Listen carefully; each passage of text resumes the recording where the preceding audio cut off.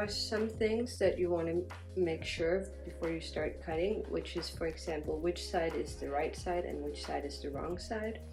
There are many different ways to determine this. In this fabric, it actually doesn't have a right or a wrong side because it's a 1x1 rib, which means it's exactly the same on both sides. But usually out here in the edge, you'll have these little holes, and the side where the holes are pointing up, that's the right side. So that's the easiest way to determine it. Before you start pinning down your pattern pieces, the most important thing is this thing called the grain line, which on the pattern is marked with this arrow. You see it here and here. All the pieces have this. And what the grain line is the direction of the fabric, which is the grain.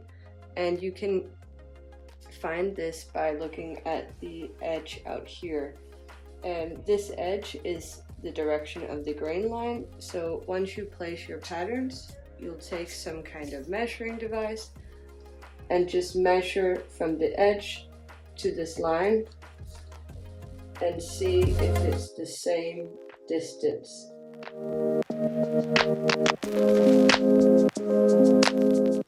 Once you've pinned down the patterns and you're ready to cut it out, you just start cutting along this edge.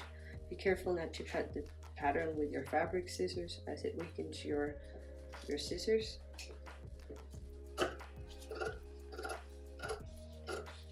If you're working with jersey, or just in general, but especially jersey, make sure you don't pull the fabric when you cut it. Some patterns like this one have these notch marks. When you come across a notch mark, it's displayed like this. It means you have to cut a little notch. Don't cut it in the paper, only in the fabric. Again, you don't want your fabric scissors to get weak. So cut it as small as you can, but in a way that you can still see it. If you come across a pattern piece like this one that says center back fold, and you only need to cut one of it, that means that you need to fold your fabric so that the edge is folded like this, and then you're going to align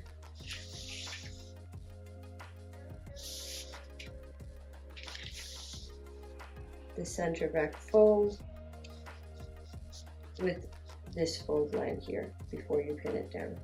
You want to still be paying attention to the grain line, so when you fold your fabric, make sure that the grain line is still parallel the whole way. So that means that from here to here is the same distance as from here to here, and if that's all good, then you can place this fold line, which usually is the grain line, just along this edge, and then pin it down.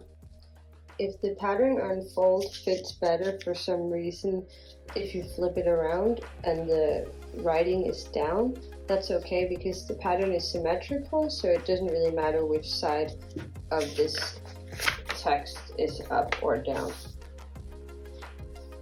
Please remember to like the video and subscribe to our channel so that we can keep making more videos like this.